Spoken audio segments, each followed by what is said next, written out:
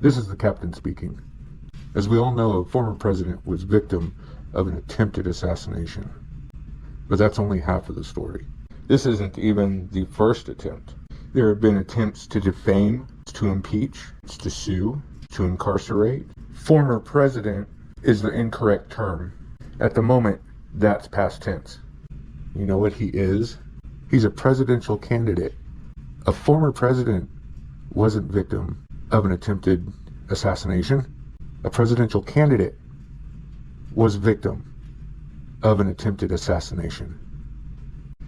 That makes him a present tense, high-profile political figure. It just seems that this attempt would be another logical step to keep him quiet. Why are they trying to quiet him? Are they afraid of what he has to say? Do with that what you will.